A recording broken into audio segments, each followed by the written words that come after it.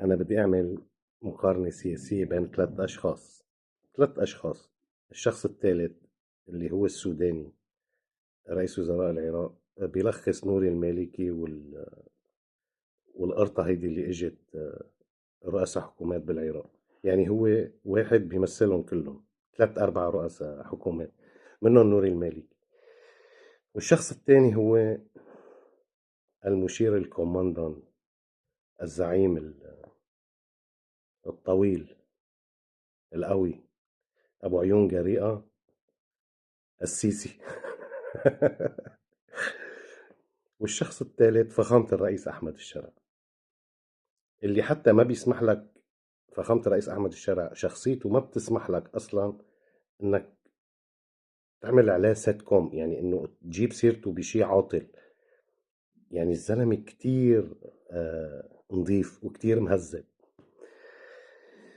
ورغم كل هيك كله عم بيحاربوا، وخاصة هالاثنين. يعني أكيد خلينا نشيل الشعب العراقي على جنب والشعب المصري، لأنهم من أطيب شعوب العالم وأحلى شعوب العالم. هول خلينا نشيلهم على جنب، هول ما لهم علاقة. أنا عم بحكي على كأشخاص، كحكومات. الكوماندا القبضاي العملاق القوي أبو عيون جريئة، عبد الفتاح السيسي. أول شيء الزلمة إجا بانقلاب، ما إجا وطلع حاله وقال إنه أنا الشعب بيحبني. بقى اللي بأيده عبد الفتاح السيسي مطلوب. انتوا بيتكم من نايلون، ما بتروحوا بتضربوا العالم بحجران. انتوا بيتكم من ازاز، ما بتضربوا العالم من حجران.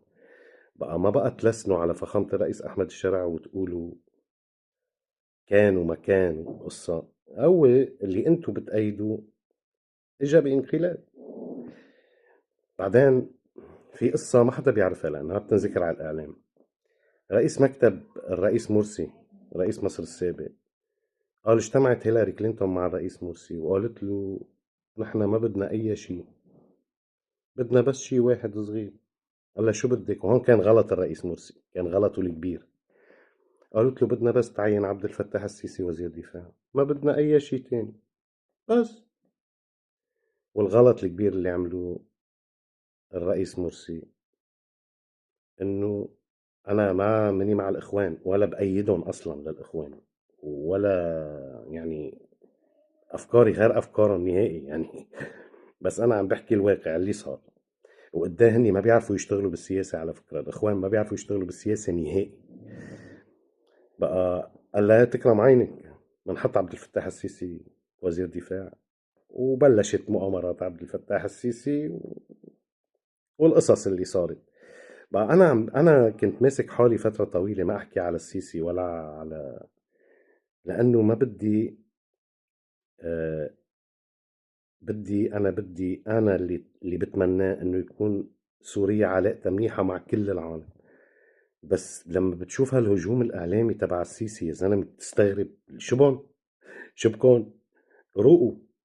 شو بكون اللي عم تهجموا للزلمة. بقى السيسي خلى مصر رقم 2 بالاستدانة من البنك المركزي الدولي، البنك الدولي. آه بعد الأرجنتين رقم 2.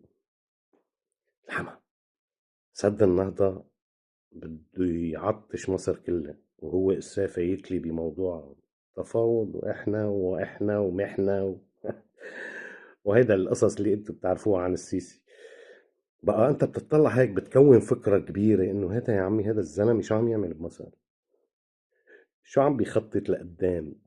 واحد على القليلة عنده شوية عقل. انتوا اللي عم تدافعوا عن السيسي، طب انه ما عندكم شوية عقل؟ طيب انه معلش. والله العظيم الشعب المصري شعب طيب وما بيستاهل ابدا. طب انتوا ما بتفكروا انه هذا الزلمة شو عم يعمل، على شو عم بيخطط مثلا؟ ما عقلكم ما بيشتغل. طيب الواحد عنده عقل كمان. وبيجوا بعد كل هذا اعلامه للسيسي بيهاجم الرئيس احمد الشرع انه ليش، بيقول عنه صفات هو ما له علاقة فيه. الزلمة خايض عشرات المعارك ليحرر سوريا، وكان حيموت بأغلب المعارك اللي خاضها، وبيجوا بيقولوا له أنت عميل. والعميل اللي هو عميل واللي عم بيخطط من تحت لتحت بيقعدوا بيدافعوا عنه. والقصة المضحك المبكي إنه الإعلام السوري ولا الحكومة السورية ولا الشعب السوري عم بيهاجم مصر أبدا. هن الإعلام المصري والحكومة المصرية عم تهاجم سوريا بدون أي سبب، أو أكيد في سبب يعني. الخوف. هلا بنترك سيسينياهو ومنروح على السوداني ونور المالكي وغيره.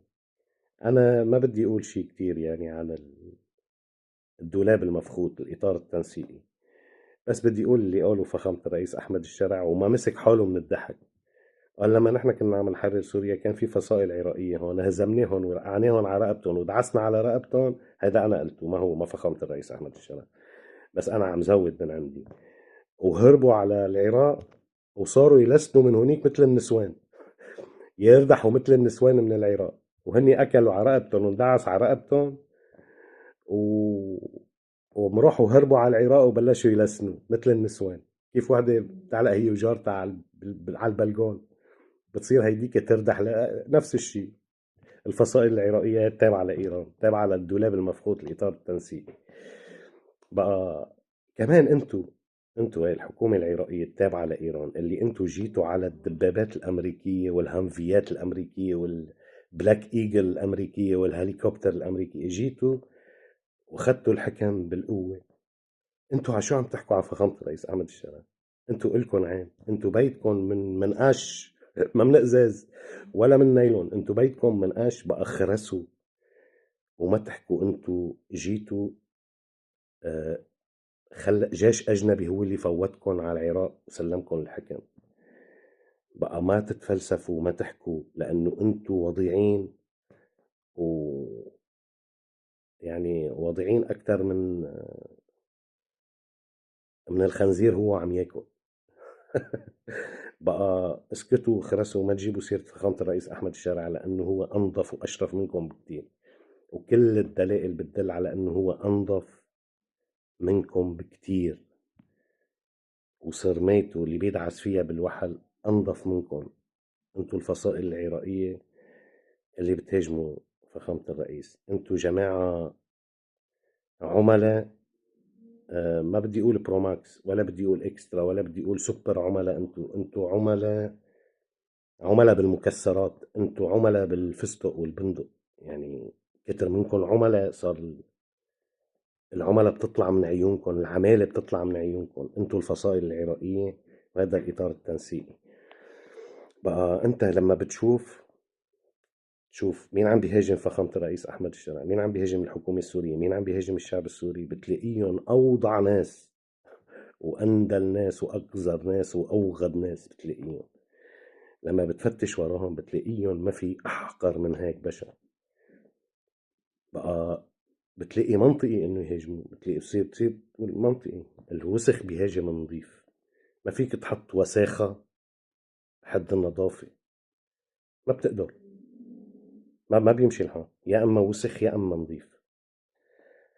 بقى انا كنت استغرب ليش لا بالموضوع العراقي، ما استغرب لانه هالجماعه ايرانيه وعملاء